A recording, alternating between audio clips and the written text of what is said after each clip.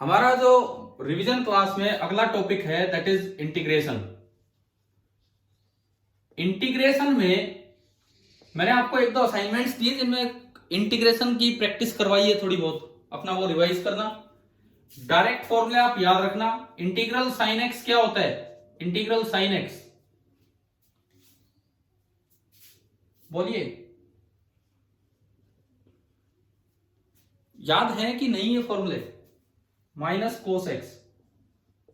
Integral cos x क्या होता है? बोलो यार, प्लस साइन एक्स। अच्छा, अगर यूं आ जाता integral sine a x d x, integral sine a x d x, a कोई कांस्टेंट है तो कैसे करते हैं इसको? कैसे करते हैं integral sine a x d x? भूल गए क्या इंटीग्रेशन?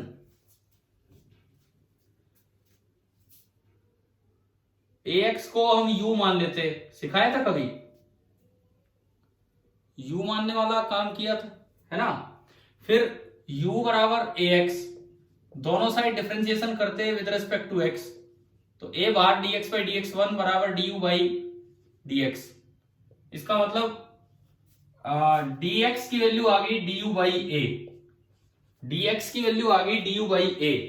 यह आपने इसमें पुट किया तो इंटीग्रल साइन u और dx की जगह du बाई a कांस्टेंट है, बाहर आ जाएगा 1 बाई a, और इंटीग्रल साइन u du, और साइन का होता है कोस minus cos u upon a, और लास्ट में आपने u की वैल्यू फिर से पुट की तो ax डिवाइडेड बाई a। थोड़ा मैं जस्ट एक रिवाइज करवा रहा हूं ताकि किए हुए काम तो आपसे हो जाए अगर पेपर में आए तो। ये बताओ, ये ध्यान है ये u मान के और ऐसे किया करते थे, ठीक है? और मैंने ये भी कहा था अगर आपको डायरेक्ट भी लिखना हो ना तो इसको ढक के साइन का कोस कर दो, फिर जो इसका डिफरेंशिएशन उससे डिवाइड कर दो, ज्यादा आसान है वैसे u मान के। सपोज इसी तरह मैं आपसे पूछूं e raised to power x dx का इंटीग्रेशन क्या होता है बताइए?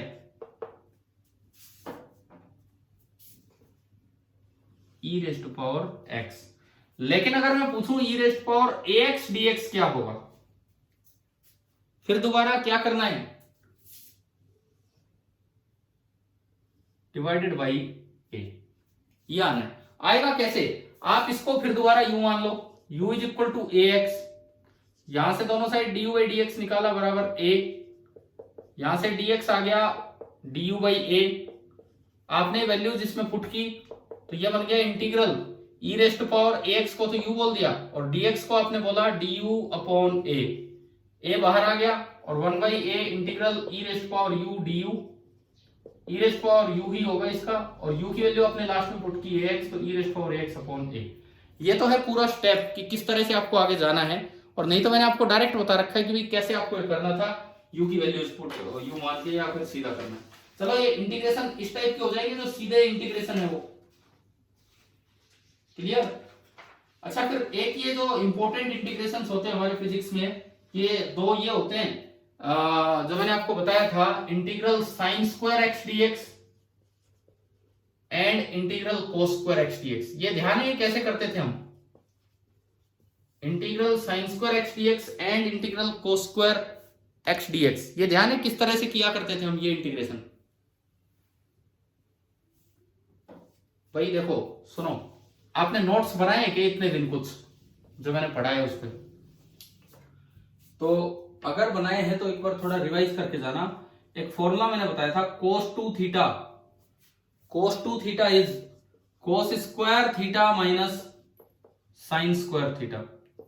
आप इसको यूं भी लिख सकते थे 2 cos स्क्वायर थीटा माइनस 1, आप इसको यूं भी लिख सकते थे 1 माइनस 2 साइन स्क्वायर थीटा। याद आ रहा होगा ना, ये किया था ये काम इंटीग्रेशन में, ट्रिग्नोमेट्री में और इंटीग्रेशन में। इनको लीनियर पावर में लाना होता है। यहां से देखो cos स्क्वायर थीटा की वैल्यू कितनी आ रही है? cos स्क्वायर थीटा आ रहा है 1 plus cos theta by cos two theta by 2। यहां से देखो साइन स्क्वायर थीटा कितना आ रहा है? साइन स्क्वायर थीटा आ रहा है 1 minus cos two theta upon 2। ये cos स्क्वायर थीटा और ये साइन स्क्वायर थीटा। बताइए क्या यहां तक आ गया समझ में? अब इसके बाद क्या करना होगा? इसके बाद कैसे इंटीग्रेशन सोल्व करेंगे आप? अगर आपको वो वैल्यू निकालनी है integral sine square x d x, तो साइन स्क्वायर थीटा होता है 1 माइनस कोस 2 थीटा अपॉन 2। तो आप इसको लिख लीजिए 1 minus cos 2x upon 2 dx।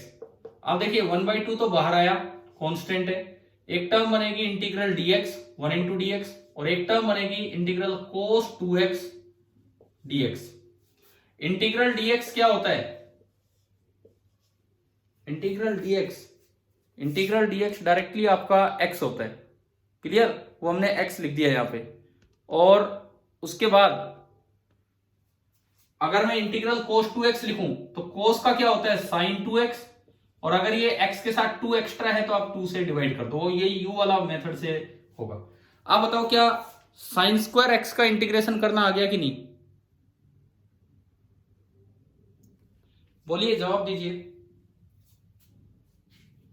क्या ये पहले करवा रखे ना ये काम, ये इस तरह से कैसे सोल्व करना है? तो cos स्क्वायर x का करना होता तो क्या चेंज होता? चेंज क्या होता अगर cos स्क्वायर x का करना होता तो? भाई ये फॉर्मूला लगाते तो यहां माइनस की जगह प्लस आ जाता, माइनस की जगह प्लस आ जाता, और यहां भी माइनस की जगह प्लस आ जाता। इस तरह से होता। क्लियर? अगर डेफिनेट इंटीग्रल हो तो उसमें लिमिट्स भी होंगी, तो लास्ट में आने के बाद आप upper limit minus lower limit, ये चीज आप उसमें पुट कर देंगे। अच्छा, एक और चीज, मान लो जैसे ये हो इंटीग्रल 1/x, क्या होता है बताएं? इंटीग्रल 1/x क्या होता है? ln x। अगर होता इंटीग्रल 1/ax, a कांस्टेंट है, तो क्या होता ये बताएं?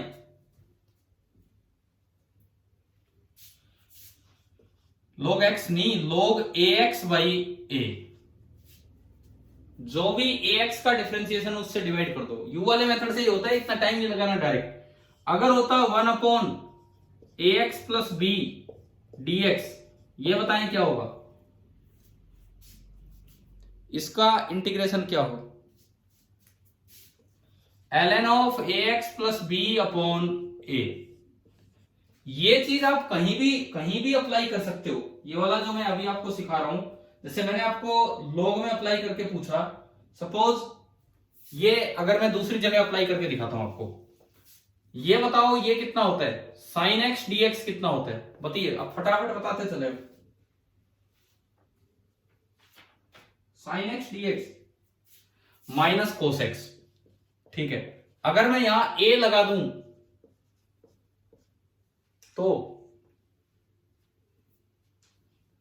cos of ax divided by a। आ गया समझ में? अगर मैं यहां ax प्लस b कर दूं तो बताओ क्या होगा? क्या होगा? ax प्लस बी और डिवाइडेड बाई ओनली a। मतलब किसी भी जगह आप ये इसको, और ये u वाले मेथड से ही आते हैं, मैंने आपको अच्छी तरह इसकी प्रैक्टिस करवाई थी। जस्ट एक रिवीजन ले रहे हैं कि कई दिन हो गए, कभी पता लगे किए हुए काम ही आप ना कर पाए एग्जाम में। हाँ जी, ये बताओ यहां तक आया समझ में इंटीग्रेशन? ठीक है, और इंटीग्रेशन अपना रिवाइज कर लेना, जो असाइनमेंट दिए थे उनके क्वेश्चंस ट्राई कर लेना एक बार कल, क्योंकि कल भी मैं आपको एक छोटा टेस्ट ले रहा हूं, तो उससे पहले आप ये थोड़ा तैयार करके रखें। दूसरी बात, ये इसका मीनिंग क्या होता है इंटीग्रेशन का? Geometrical meaning. इंटीग्रेशन का ज्योमेट्रिक मीनिंग क्या होता है? क्या देता है इंटीग्रेशन हमें? Area under the curve. Area under the curve, उस ग्राफ के नीचे का कितना एरिया है वो भी ध्यान रखना, उस पर भी क्वेश्चन आ सकते हैं एरिया निकालने पे। अच्छा, मैथमेटिकल टूल्स के बाद मैं आगे बढ़ता हूं। अगला चैप्टर हमारा था, मैंने सुबह एक सीक्वेंस लिखी थी, फिजिकल वर्ल्ड। देखो बहुत कॉमन नहीं है कि वहां से क्वेश्चंस आए, बहुत कॉमन नहीं है कि वहां से क्वेश्चंस आए। कई बार आ जाते हैं, कई बार नहीं आते हैं, बट क्योंकि सिलेबस का पार्ट था इसलिए मैंने पढ़ाया था। कल जो मैं पेपर लूंगा तो उसमें तो एक वो डाल ही रहूंगा। मैं एक बार फिर पूछ लेता हूं, कल आपको सही लगे तो मैं आपके लिए पेपर बनाऊं, अगर आपको लगे नहीं टाइम नहीं है तो मैं ना बनाऊं। आप बताइए, पेपर देना चाहते हो कल? एक 25 क्वेश्चन का फिजिक्स का, 1 घंटे का। तो अपनी तैयारी करके रखना, यूं नहीं कि भाई चलो बाद में पढ़ लेंगे फिर वैसे ही दे लेते हैं पेपर। ढंग से पेपर देना है, तैयारी करके रखना। जैसे मैंने आज मॉर्निंग में बता दिया था कि पेपर कैसे अटेम्प्ट करना है, ठीक है। एक बार ही आपको बस वो सबमिट करना होगा, और फिर आपके सबमिशन के जब सब सबमिट कर चुके होंगे उसके बाद मैं रिजल्ट दे दूंगा उसका क्या है क्या नहीं। चलिए देखिए, तो अभी क्या कोई कुछ पूछ रहा था क्या बीच में? कितने बजे? देखो सुबह सुबह तो मैं इसलिए नहीं ले रहा कि आप भाई थोड़ा सा अगर रिवीजन, या तो आप बताओ, आप टाइम आप डिसाइड कर दो, उसी समय ले लेंगे। हाँ तो सुबह ही नहीं ले रहे ना, हम सुबह नहीं ले रहे हैं, हम दोपहर में लेंगे आपका टेस्ट। चलो ठीक है, 11 बजे के आसपास मैं आपके ग्रुप पे डाल दूंगा यार, जो टाइम होगा ना। और सुनिए, जो टाइम होगा उससे 5 मिनट पहले लिंक भेजा जाएगा टेस्ट का। आपको टेस्ट जब स्टार्ट करना है, एक अपनी मेल आईडी भरनी होगी, जो सही मेल आईडी हो वही भरें। Name, father's name and roll number भरना होगा। क्लास, क्लास तो फिक्स ही है, फिर भी मैं उसमें ऑप्शन दूंगा, तो क्लास ही भरनी होगी आपको, नॉन मेडिकल बी, ये ढंग से भरना। पेपर एक बार अपना जो भी 25 सवाल हो ढंग से अटेम्प्ट करके सबमिट एक बार ही करना, सबमिट एक बार ही करना। और आपके सबमिट करते आपको की नहीं मिलेगी, जब मैं जो टाइम पूरा हो जाएगा उसके बाद मैं एक रिजल्ट बना के दूंगा और तब की दे रहूंगा, ठीक है। इस तरह से ये सेटिंग की उसमें। पेपर अभी बनाया नहीं, पेपर तो बनाएंगे। चलो अब आगे बढ़ो, सुनो। फिजिकल वर्ल्ड में रिवाइज नहीं करवा रहा हूं, अपना करके रखे। कल वाले टेस्ट में तो मैं जरूर दूंगा एक आधा सवाल, परसों पता नहीं आए ना आए, डिपेंड करता है। कई बार वो पढ़ाया जाता है, कई बार नहीं पढ़ाया जाता है, ये भी नहीं पता पेपर कौन बना रहा है, उन्होंने पढ़ाया और नहीं पढ़ाया, तो इसलिए मैं उस पर ज्यादा फोकस नहीं कर रहा हूं। लेकिन कल जरूर होगा उस पर क्वेश्चन, फिजिकल वर्ल्ड पे। और उसमें जो सबसे अच्छा टॉपिक है वो है 4 टाइप्स ऑफ फोर्सेज। ध्यान आ गया? 4 तरह के फोर्स कौन कौन से थे, नाम बताओ। Gravitational, electromagnetic, nuclear and weak. ठीक है ठीक है, तो इन पे भी कोई सवाल हो सकता है, अपना रिवीजन करके रखना। अच्छा उसके बाद सुनो, ये होने के बाद आपका फिजिकल वर्ल्ड के बाद आगे बढ़ते हैं, तो नेक्स्ट हमारा था यूनिट्स, सिस्टम ऑफ यूनिट, जिसमें मेन है एसआई। और एसआई सिस्टम में 7 बेस यूनिट किस किस कांस्टेंट से डिफाइन करनी, जरूर याद रखना। मैंने पहले भी आपसे सवाल पूछे उन पे, है ना, ध्यान होगा। अभी उन कांस्टेंट्स का जिक्र कर लेंगे। 2 सप्लीमेंट्री यूनिट याद रखना। डेराइव्ड यूनिट का जिक्र थोड़ा हम डायमेंशनल वाले पार्ट में करेंगे। अच्छा उसके बाद आपका आता है एरर ना, मेजरमेंट, 4 मेजरमेंट। या मैं उसका रिवीजन नहीं करवा रहा, बिकॉज एक लिमिट है, 40 मिनट में क्लास पूरी हो जाएगी, उससे ज्यादा हम कर नहीं पाएंगे। तो एरर एंड सॉरी मेजरमेंट के मेथड याद है ना आपको, वर्नियर कैलिपर और स्क्रू गोज, मैंने शायद अच्छे से करवा रखा आपको दोनों ही पार्ट, ठीक है। उन पे क्वेश्चंस होंगे और उम्मीद करते हैं परसों भी होने चाहिए उन पे, क्योंकि एरर तो एक अच्छा पार्ट है, मतलब इंस्ट्रूमेंट भी एक अच्छा पार्ट है इसका। मैथमेटिकल टूल्स की बजाय शायद इंस्ट्रूमेंट्स पे ज्यादा क्वेश्चन मिले, और तो भाई पता नहीं कैसा होगा, लेकिन होने जरूर चाहिए इन पे सवाल। तो ये हम दे रहे होंगे प्लस। उसके बाद चलिए और आगे बढ़ते हैं, एरर्स आते हैं। एरर्स में पहला काम जो आपको आना चाहिए, जिसपे पक्का कल सवाल मिल सकता है, आपको रीडिंग दे रखी है, तो एब्सोल्यूट एरर कैसे लिखें। एब्सोल्यूट एरर नेगेटिव हो सकता है क्या, बताओ? नहीं हो सकता, ठीक है, बिल्कुल नहीं हो सकता। उस पे किस तरह से आपको वो एरर लिखना है, पहले सबका डिफरेंस लेना, पहले मीन वैल्यू लेनी, फिर सबका डिफरेंस, फिर उनका सम।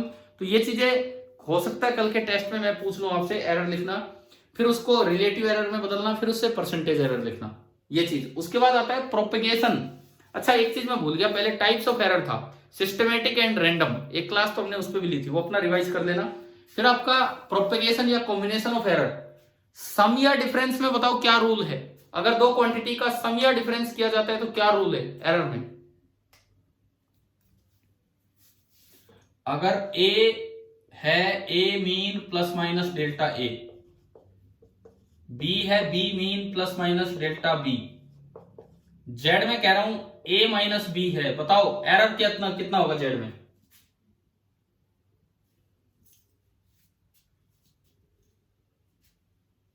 अरे अरे अरे क्या बोल रहे हो, मैं क्या पूछ रहा हूं, सीधा बताओ जेड में मैक्सिमम एरर कितना होगा। हमने रूल्स नहीं पढ़े क्या?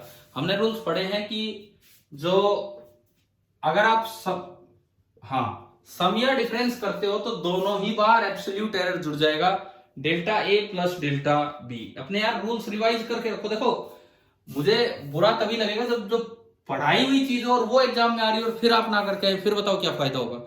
हम जब आईआईटी का पेपर देने जाएंगे तो हो सकता है कुछ नई चीज भी उसमें पूछी जाए, मे बी हम फिर भी बहुत चीजें कवर करेंगे, हो सकता है वो कुछ और क्वेश्चन बना जाए, कॉन्सेप्ट नया नहीं होगा, क्वेश्चन नया बना जाए, लेकिन जो क्वेश्चन हम कर चुके हैं यहाँ वो सारे के सारे एग्जाम में आपसे सोल्व होने चाहिए, तभी आपका आईआईटी में सिलेक्शन होगा। मीन जो चीज आपके सामने आ चुकी है वो बिल्कुल दिमाग में फिट बैठ जाए कि अगली बार ये सही हो। तो इसमें सम में हो चाहे डिफरेंस में, एरर दोनों ही केस में लिखा जाएगा delta Z is equal to delta A plus delta B. ये मैक्सिमम एरर होता है या फिक्स है, इतना ही एरर होगा मैक्सिमम, इससे कम भी हो सकता है। अगर यहां प्लस होता तो सेम। अब मैंने एक दिन आपसे एक सवाल पूछा था, उसका जवाब दो, अगर एक कांस्टेंट मल्टीप्लाई हो तो क्या होगा एडिशन और सब्ट्रैक्शन में। अब सुन लो, अब सुन लो, आपने शीट पे ट्राई कर दी होगी। अगर कांस्टेंट मल्टीप्लाई हो तो एरर में भी, सम या डिफरेंस में, एरर में भी वो कांस्टेंट मल्टीप्लाई होके आ जाता है। क्लियर। अगर कोई कांस्टेंट इस ऑपरेशन में मल्टीप्लाई कर रखा है तो जब आप एरर लिखेंगे उसमें भी वो कांस्टेंट मल्टीप्लाई होके आएगा, लेकिन मल्टीप्लीकेशन और डिवीजन में रिलेटिव एरर चलता है तो वहां उस कांस्टेंट का कोई यूज नहीं है। क्लियर, याद हो जाएगी ये बात। ये जो रूल्स हैं उन्हीं में मैं ये ऐड करवा रहा हूं। देखो आज हर एक चीज के साथ में एक एक दो दो बातें ऐड करता गया हूं, हर एक चीज के साथ, हर एक कॉन्सेप्ट के साथ, कि भाई ये था तो इसमें ये सीख लो, ये था इसमें, तो इसमें भी आप ये बात ध्यान रखो। जो याद है आपको कि एक दिन पहले मैंने सवाल पूछा था, 2-4 दिन पहले, यही। ठीक है, चलिए आगे देखें। मल्टीप्लाई अगर करना हो और उसमें कोई कांस्टेंट आए, z बराबर some constant into A by B या ए इंटू बी, तो अब इसका कोई रोल नहीं है। अब आपका सीधा रूल है कि डेल्टा जेड बाई जेड बराबर fractional error in a plus fractional error in b, या percentage error in a plus percentage error in b, चाहे आप मल्टीप्लाई करें चाहे डिवाइड करें, और अगर पावर आए तो पावर आगे मल्टीप्लाई हो जाती है। याद होगा, ध्यान होगा यार ये रूल्स तो सारे, है ना। देखो चांसेस होते हैं कि परसेंटेज एरर पे सवाल आए, पावर वगैरह पे सवाल आए। अच्छा एक सवाल हमने आपके उसमें सारे सॉल्व एग्जांपल अपना रिवाइज करके चलना एनसीईआरटी के, अगर है तो मैंने करवा रखे हैं वो उन वीडियो लेक्चर्स में। आपको ध्यान है ये वाला क्वेश्चन था एक 2π√L/g टाइम पीरियड वाला, ये इतना अच्छा सवाल है, डायरेक्ट जेईई में आ चुका है। और मैंने कहा था इसमें गलती क्या की थी, एक बच्चे का नाम भी मैंने दिया था विकास का, इसमें शायद, मुझे अभी ध्यान नहीं है, शायद 90 ऑसिलेशंस का टाइम दे रखा था, है ना, याद आ गया होगा, और कुछ उसकी एक्यूरेसी दे रखी थी। तो वहां पे थोड़ा ध्यान रखना आपको कि 90 ऑसिलेशंस का टाइम और कुछ एक्यूरेसी है, तो ये गड़बड़ नहीं कर देनी कि 90 से डिवाइड करना, एक बार अपना रिवाइज कर लेना। वो भी एक अच्छा सवाल था वहां पे इस तरह का। अच्छा उसके बाद देखिए एरर्स के बाद हम अपने लास्ट टॉपिक पे थे, डायमेंशंस। मैं अब जो 15 मिनट बचे होंगे डायमेंशंस पे ही फोकस करूंगा। एरर में एक और चीज थी, resistance in series, resistance in parallel, याद है, ध्यान है ना वो वाला क्वेश्चन। पैरेलल वाले में थोड़ा अलग तरीके से निकाला था हमने। पैरेलल में बना था delta r by r square बराबर delta R1 by R1 square plus delta R2 by R2 square. अच्छा एक मैंने क्वेश्चन करवाया था वही सॉल्व एग्जांपल से, रेजिस्टेंस V बाई I और एक पावर V इंटू I, याद आ गया होगा। V और I को मेजर करके एक बार रेजिस्टेंस निकलवाई और एक बार पावर। अगर आपको V दिया है something plus minus something, I दिया है समथिंग प्लस माइनस समथिंग, आपको रेजिस्टेंस निकालनी है उसका फॉर्मूला था V बाई I, आपको पावर निकालनी है उसका फॉर्मूला था V इंटू I। तो आपको अगर ध्यान हो कि इसमें भी और इसमें भी एक ही बात है, एरर कैसे निकाला था हमने, डेल्टा R बाई R बराबर delta V by V plus delta I by I, चाहे 100 से मल्टीप्लाई करो तो percentage, delta P by P बराबर delta V by V plus delta I by I, 100 से मल्टीप्लाई करो तो परसेंटेज। और ये चीज यहां से निकल गई थी कि डेल्टा V कितना, V कितना। क्लियर है ये सारी बातें, ठीक है। अब मैं इसमें एक सवाल उस पर चलता हूं। मैंने आपको वो बताया था कि अगर बड़े चेंज हो तो ये फॉर्मूले नहीं लगाने होते हैं, बताओ यार याद आ रहा हो तो। हाँ जी, ध्यान है कि अगर बड़े परसेंटेज चेंजेस हैं तो ये फॉर्मूले नहीं लगाने होते हैं। ठीक है, मैं एक क्वेश्चन 10th या 12th से लेता हूं। एक सवाल आता है कि रेजिस्टेंस है, 10th में आपने पढ़ा होगा कि वायर की रेजिस्टेंस का फॉर्मूला होता है रो एल अपॉन ए। पढ़ा है फॉर्मूला, रो एल अपॉन ए। एल इसकी लेंथ है एंड ए है इसका area of cross section. L length है और ए है एरिया ऑफ क्रॉस सेक्शन। कई बार तो सवाल में पूछते हैं कि लेंथ इज इंक्रीज्ड बाई 1%। कई बार लिख देते हैं लेंथ इज इंक्रीज्ड बाई 100%। दो अलग अलग सवाल। Find percentage change in are. Find percentage change in are. देखिए, दो अलग अलग सवाल हैं और आपको परसेंटेज चेंज इन आर निकालना था। एक बार इधर जवाब दो। आप क्या क्वेश्चन समझ में आ गया कि मैं क्या दिखाना चाह रहा हूं? एक बार 1% और एक बार 100%, मतलब एक बार छोटा चेंज और एक बार बड़ा चेंज। दोनों को ही करने का तरीका बिल्कुल अलग होगा। हाँ जी, करें, बताएं आपको ये। देखो तो सुनो, खींचने से, वायर बढ़ाने से कभी मेटल चेंज नहीं होता। कॉपर था तो कॉपर ही रहेगा, कॉपर एल्यूमिनियम थोड़ी बन जाएगा। इसका मतलब जो रजिस्टिविटी है वो तो सेम रहनी है। तो रजिस्टिविटी तो कांस्टेंट की तरह होगी, और जब मल्टीप्लीकेशन में कांस्टेंट आता है तो वो एरर में कोई फर्क नहीं डालता है, कोई फर्क नहीं डालेगा। अब सुनो, यहां फॉर्मूला बना फॉर स्मॉल चेंज, बड़े के लिए नहीं बनेगा, small change. Percentage error in R is equal to, constant का तो कोई यूज ही नहीं है, एल की पावर 1 है, 1 times percentage error in l plus 1 times percentage error in a. कभी भी एरर को घटाना नहीं होता है। आप इस तरह से एडजस्ट किया करो कि ऐड ही हो, कभी भी घटाना नहीं होता है। गलती प्लस गलती मींस बड़ी गलती, इट कैन नेवर बी छोटी गलती, कभी भी उससे कम नहीं होगी। दो गलतियां मिलकर कुछ गलती बढ़ी रही होगी, तो यह हमेशा बढ़ाना है। अब देखो, परसेंटेज एरर इन लेंथ दिया 1%, लेंथ में परसेंटेज एरर दिया 1%।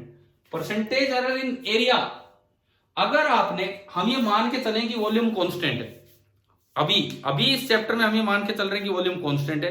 अगर आप खींचेंगे, लेंथ बढ़ गई, वॉल्यूम कांस्टेंट है, तो बताओ एरिया बढ़ेगा कि कम होगा? कम होगा। अगर लेंथ 1% बढ़ी है तो एरिया 1% ही कम हो जाता है, क्योंकि वॉल्यूम कांस्टेंट है। वॉल्यूम कांस्टेंट रखने के लिए अगर लेंथ 1% बढ़ती है तो एरिया 1% कम हो जाता है, लेकिन हमें सारे चेंज पॉजिटिव रखने होते हैं। तो बताओ परसेंटेज चेंज इन रेजिस्टेंस कितना आ गया इस सवाल में? पहले वाले में 2%।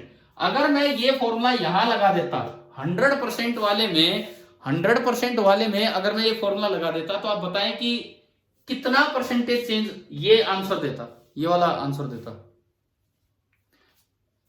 क्या इतनी हाई परसेंटेज चेंज पे फॉर्मूला वैलिड है, सही है? नहीं है। तो ऐसे में आपको क्या करना चाहिए? एग्जैक्टली देखना चाहिए कि हुआ क्या है। यहां 2% सही है, यहां 200% गलत है, वहां 2% सही है, यहां 200% गलत है। आप इसको 5, 10, 10, 15 मैक्सिमम, बस 20 पे आते ही तो इसको छोड़ दिया करो, ये काम करना ही नहीं है। 20% पे आते आते कोई लिमिट तो है नहीं भी कहां, लेकिन 20 पे आते आते नहीं। अब ये देखो कैसे करना है। लेंथ इज इंक्रीज बाई 100%, इसका मतलब बताएंगे कि लेंथ कितनी होगी अगर पहले एल थी तो 12, जितनी थी उतनी बढ़ा दी। वॉल्यूम सेम है, वॉल्यूम सेम है। अगर लेंथ 12 होगी, वॉल्यूम सेम है, तो एरिया कितना हो गया? तभी तो प्रोडक्ट सेम आएगा, ए इंटू एल, ए बाई 2। पहले रेजिस्टेंस थी रो एल बाई ए, अब बताओ रेजिस्टेंस कितनी होगी? रो इंटू एल, एल की जगह क्या हो गया यहां? 12 divided by a by 2, 4 rho l by a. Rho l by a को मैं आर लिख सकता हूं, तो नई रेजिस्टेंस होगी 4R, नई रेजिस्टेंस होगी 4R, पुरानी रेजिस्टेंस है R। तो अब देखो परसेंटेज चेंज बाय डेफिनेशन आप निकालिए। बाय डेफिनेशन परसेंटेज चेंज होगा नई रेजिस्टेंस माइनस पुरानी रेजिस्टेंस, ये तो चेंज हुआ। अपॉन इनिशियल रेजिस्टेंस, ये फ्रैक्शनल चेंज हुआ, रिलेटिव चेंज, और इनटू 100, ये आपका आ गया परसेंटेज चेंज। तो देखो क्या आंसर आ रहा है, क्या आंसर आ रहा है, 300%।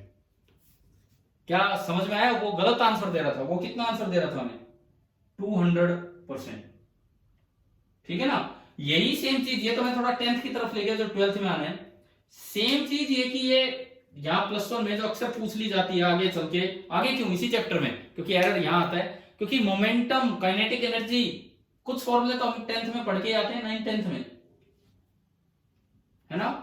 ठीक है। अब देखो सपोज ये तो कुछ चेंज हुआ था, मैं मेजरमेंट की तरफ लेके चलता हूं, मेजरमेंट की तरफ। कोई पार्टिकल m मास का है, वो मूव कर रहा है v वेलोसिटी के साथ, और हम लिखते हैं कि उसकी काइनेटिक एनर्जी होती है ½ mv²। और भी दुनिया भर के फॉर्मूले आएंगे मैकेनिक्स में, पहले मैं वो ले रहा हूं जो आप आराम से 9th में पढ़ के आए होते हो। सपोज कीजिए क्वेश्चन आ जाए कि भाई मैंने वेलोसिटी मेजर की और काइनेटिक एनर्जी कैलकुलेट की, वेलोसिटी तो मेजर की और काइनेटिक एनर्जी कैलकुलेट की। क्वेश्चन आ जाए कि वेलोसिटी के मेजरमेंट में कुछ एरर हुआ, थोड़ा ही एरर हुआ, मान लीजिए 5% का एरर हुआ, वेलोसिटी के मेजरमेंट में 5% का एरर हुआ, तो बताओ काइनेटिक एनर्जी के मेजरमेंट में कितना एरर हुआ, ये बताइए। मतलब काइनेटिक एनर्जी के कैलकुलेशन में, मेजरमेंट में नहीं बोलना चाहिए वैसे तो, काइनेटिक एनर्जी के कैलकुलेशन में कितना एरर हुआ, अगर वेलोसिटी में इतना एरर है तो बताइए, आप जवाब दीजिए।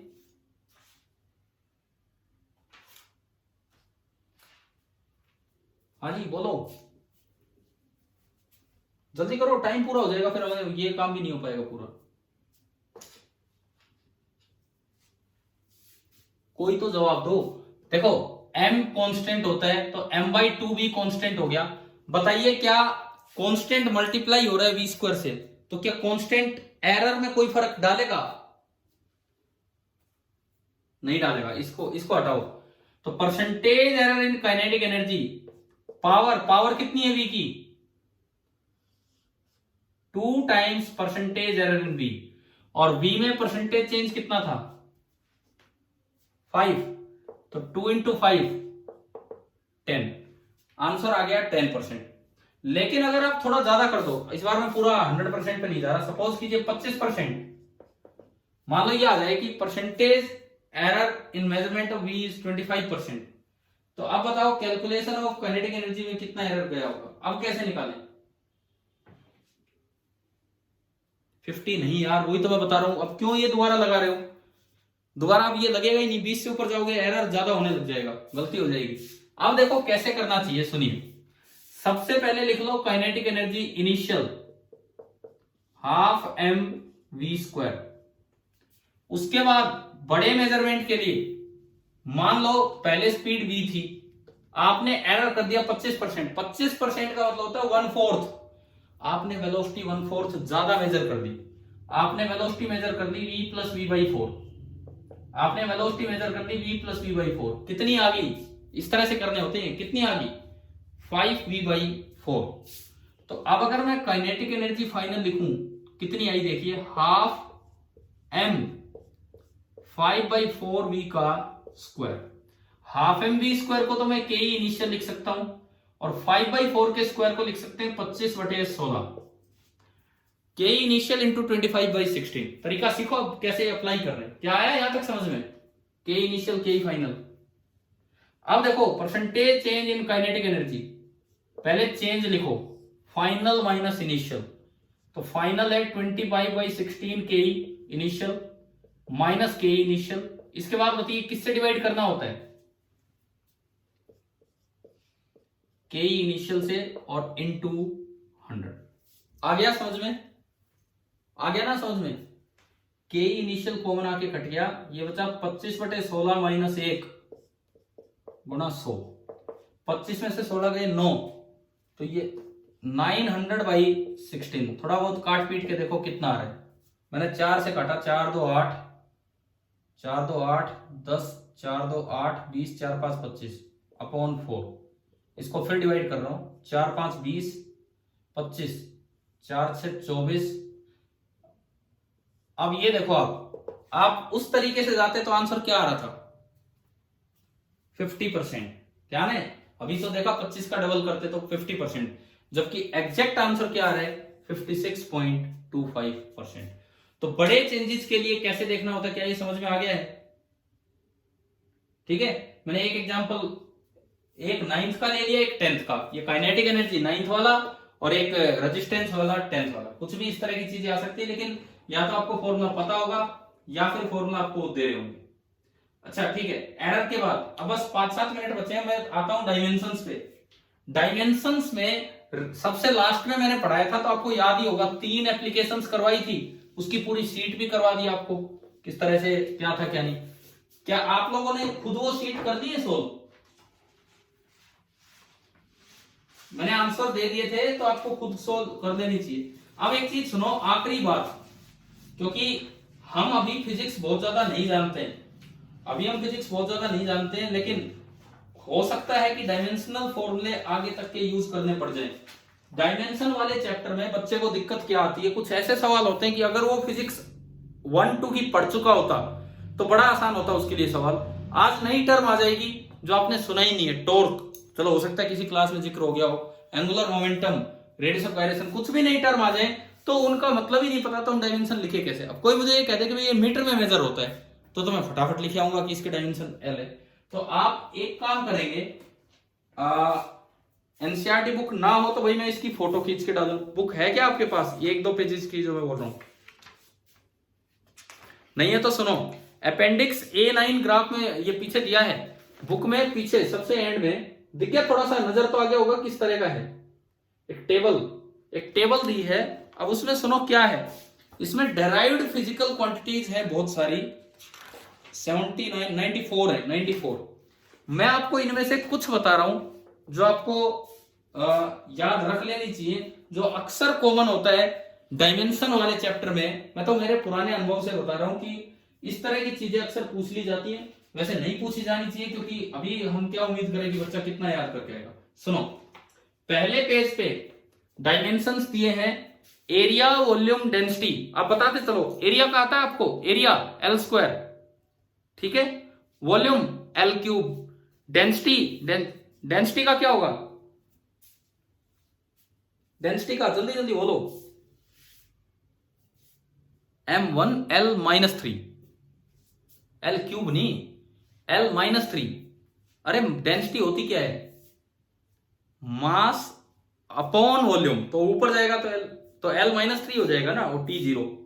ठीक है, जल्दी जल्दी सुनो, इसको कवर कर रहे हैं। फ्रीक्वेंसी ये आ चुका, शायद फ्रीक्वेंसी का जिक्र हो चुका किसी उसमें। फ्रीक्वेंसी क्या होती है? बोलिए क्या होगा डायमेंशन? T-1। भाई फ्रीक्वेंसी होती क्या है? 1 टाइम पीरियड, पढ़ा होगा ना 9th में, 1 टाइम पीरियड। तो ये T-1। वेलोसिटी या स्पीड दोनों का सेम होता है, क्या होगा?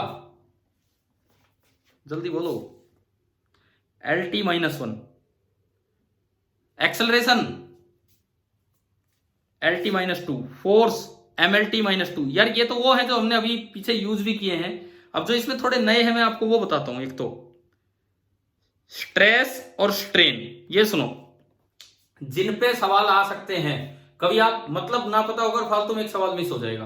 देखो आपकी इतनी अच्छी तैयारी हो जानी चाहिए। मैं तो ये चाहता हूं कि पहले टेस्ट में कोई ना कोई बच्चा तो 100 ही स्कोर कर दे, 100 में से। आप थोड़ा ढंग से टेस्ट देंगे तो 100 स्कोर हो जाएगा, लेकिन एक तैयारी, एक छोटी छोटी बातों से मिस ना हो जाए कई बार, इसलिए ढंग से देखिए। स्ट्रेस और स्ट्रेन दो ये नई चीजें जो इलास्टिसिटी वाले चैप्टर में आएंगी। अभी सुनो, स्ट्रेस होता है फोर्स अपॉन एरिया, जो प्रेशर होता है वही उसी के डायमेंशन है स्ट्रेस के। तो आप फोर्स अपॉन एरिया के बना दोगे डायमेंशन? बना दोगे? ठीक है, हो जाएगा। Strain is dimensionless quantity. Strain का मतलब होता है change in length upon original length.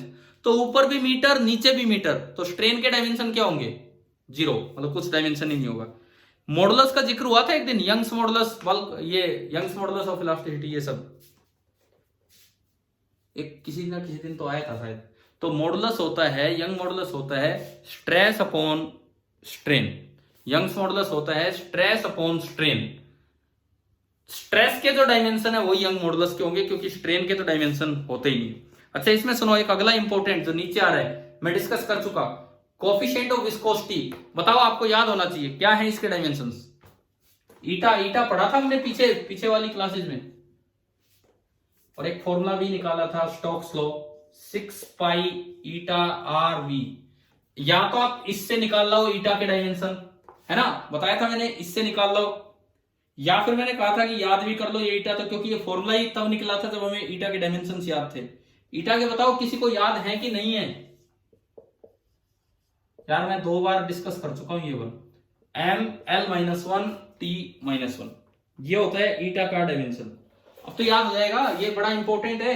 देखो यंग्स मॉडुलस और ईटा, इस तरह के क्वेश्चंस जो पीछे टेस्ट होते रहे हैं इस पे डायमेंशन पे, उस पे देते रहे क्वेश्चन ये। चलो ये आ गया यहां तक समझ में, ठीक है। अब इसके बाद सुनो, कुछ कांस्टेंट्स हैं अगले पेज पे ना, ज्यादा क्वांटिटी तो ऐसी जो आपको पता होगा। पहली चीज है, अच्छा देखो एंगल के डायमेंशन क्या होते हैं बताओ, एंगुलर डिस्प्लेसमेंट या एंगल के डायमेंशन,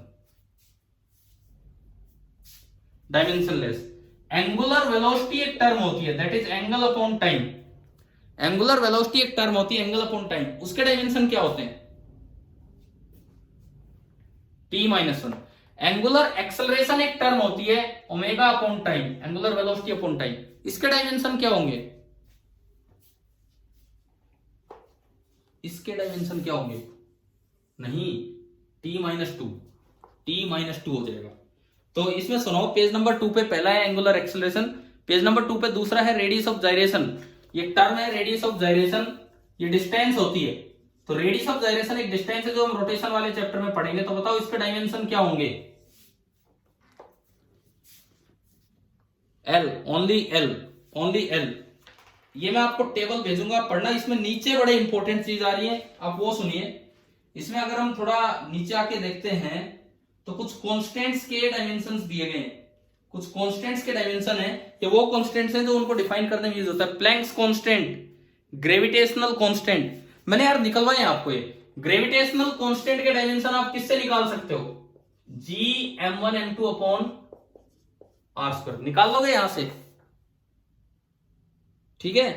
प्लैंक्स कांस्टेंट का डायमेंशन मैंने एक दिन बताया था आपको, फॉर्मूला E बराबर h न्यू, आपकी क्लास में आया था ये फॉर्मूला। तो यहां से एनर्जी का ml2 t माइनस टू और फ्रीक्वेंसी का t माइनस वन, तो यहां से आपने निकाल लिया प्लैंक्स कांस्टेंट का भी। तो ये जो कुछ कांस्टेंट्स यहां दिए हुए हैं, तो उनके डायमेंशंस भी आपको याद रख लेने हैं, मैं टेबल भेज दूंगा। सारे नहीं, पूरी टेबल नहीं याद कर दी, मैं जो जिक्र कर रहा हूं अक्सर वो चीजें +1 के स्टार्टिंग में पूछ ली जाती हैं, क्योंकि ये आगे आनी होती है। अच्छा मॉडुलस सारे एक जैसे हैं, चाहे कहीं बल्क मॉडुलस आए, चाहे यंग मॉडुलस आए, चाहे मॉडुलस ऑफ रिजिडिटी आए, ये तीनों एक जैसे ही होते हैं। अच्छा इसके बाद सुनो, मैं थोड़ा 12th की तरफ चलता हूं। वैसे तो मैं उम्मीद करूं कि कल के पेपर में 12th की तरफ से बहुत ज्यादा नहीं होना चाहिए, फिर भी पता नहीं होता, एक आधा सवाल डाल दे और हमारा फिर वही मिस हो। देखो ये क्लास अपने अंतिम चरण पे चल रही है, ये कभी भी समाप्त हो सकती है, क्योंकि वो मेरे लिमिट से बाहर की बात है, अपने आप भी बंद हो जाता है 40 मिनट के बाद। अब देखो सुनो, वैसे 40 मिनट तो हो गए, बंद नहीं हो रहा अभी, वही नहीं है। इसके बाद सुने, जो आखिरी पेज है, आखिरी नहीं सेकंड लास्ट पेज, इन्होंने यहां सर्किट एलिमेंट होते हैं 3। 10th में आपने ये पढ़ा है, ये क्या होता है, रेजिस्टेंस। ये नहीं पढ़ा होगा शायद तो 10th में, बैटरी नहीं है, ये दोनों बराबर लाइन है, ये हम 12th में पढ़ते हैं ज्यादा, इसको बोलते हैं कैपेसिटेंस। और एक और सर्किट एलिमेंट होता है जिसको बोलते हैं इंडक्टेंस। आर, एल और सी, ये आपके 3 बड़े अच्छे सर्किट एलिमेंट्स होते हैं। तो इसमें ना एक यहां पे जरूरी क्या हो जाता है वो सुनो, आर के डायमेंशंस अभी हमें रटने की जरूरत तो नहीं है वैसे, पर ml2 t minus 3 a minus 2, मैं देख के लिख रहा हूं, a for ampere. C capacitance के dimension m minus 1 l minus 2, मैं एक चीज यहां से निकलवाऊंगा उस पर ध्यान देना, m minus 1 l minus 2 t 4 a square. और l इनको मत रटना आप, इनको रटने की जरूरत नहीं, जो रिजल्ट आएगा उस पर चलेंगे हम। इंडक्टेंस के डायमेंशन होते हैं m L2 T minus 2 A minus 2। ये तीन अलग अलग डायमेंशन है, इनको मत रटो। आप मुझे ये बताओ कि R इंटू सी के डायमेंशन क्या बने, R इंटू सी के डायमेंशन क्या बने? R इंटू सी T। आगे क्या समझ में?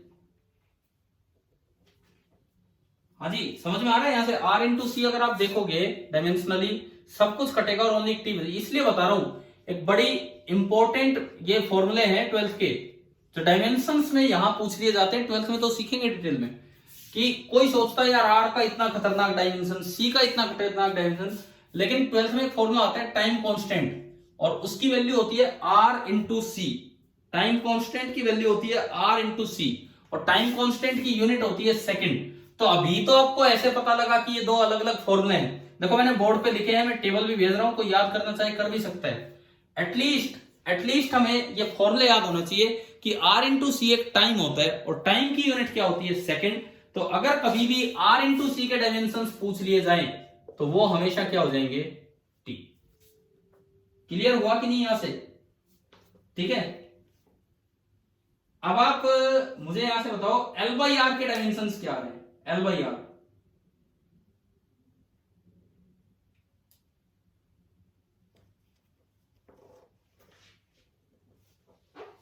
L बाई आर के डायमेंशन दोबारा देखो एक बार।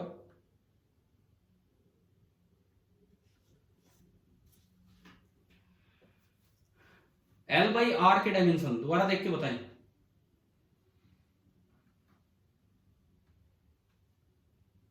ओनली टी आ गया। L बाई आर करोगे तो भी ओनली टी आएगा, ओनली टी। तो एक सर्किट होता है आरसी सर्किट, उसका टाइम कांस्टेंट होता है ये, और जो मैं अभी बोल रहा हूं L बाई आर, एक कांस्टेंट होता है आरएल सर्किट, उसका टाइम कांस्टेंट होता है L बाई आर। जितने भी सर्किट्स के टाइम कांस्टेंट्स होते हैं उनकी यूनिट क्या होती है? सेकंड। जितने भी सर्किट के टाइम कांस्टेंट्स होते हैं उनकी यूनिट सेकंड होती है। तो ये हमें बड़े अच्छे से ध्यान रखना है भाई। समझ में आ गया है कि नहीं? ठीक है, एटलीस्ट मैंने आपको दो ये बता दिए कि आरसी और एल बाई आर। आप इनको छोड़ो, क्या आप ये याद कर लेंगे कि आरसी और L by R time constants होते हैं?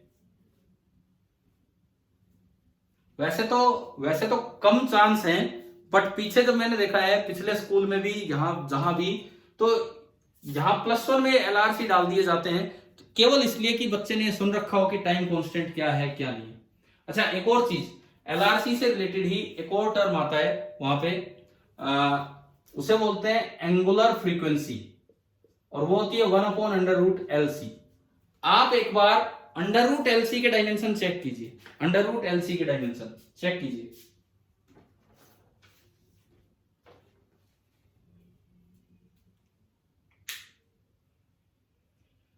√LC के डायमेंशन क्या बचा?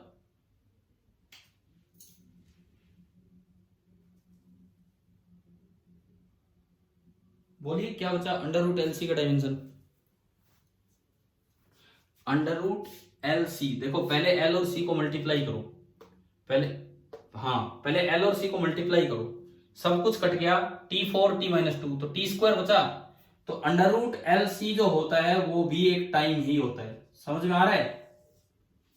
ठीक है, तो आप तीन बातें याद रखें।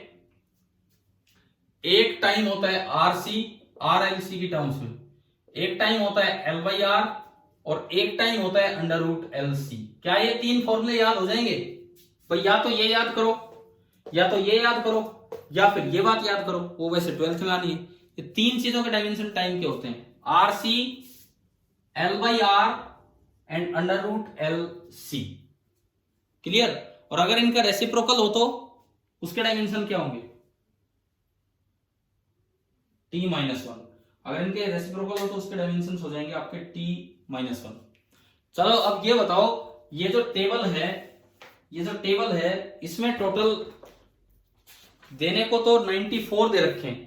मैं नहीं कह रहा कि आप 94 के 94 याद कीजिए, मैं ये बिल्कुल नहीं कह रहा कि आप 94 याद कीजिए, परंतु ये रेजोनेंट फ्रीक्वेंसी मतलब √LC और ये इन्होंने बना के दिया है, जो मैंने जिक्र किया है, कम से कम उन चीजों को आप जरूर ध्यान रख लेना। ठीक है। बाकी टेबल आपके पास हो जाएगी आगे के लिए, जब कभी हमें जरूरत पड़ेगी हम इसमें से कर दिया करेंगे। अच्छा भाई अब ये बताओ, हो गया ये क्लास का काम, तो जो मुझे रिवीजन करवाना था वो सारा हो चुका है। अब मैंने रिकॉर्डिंग की है, अब मैं बंद कर रहा हूँ उसे।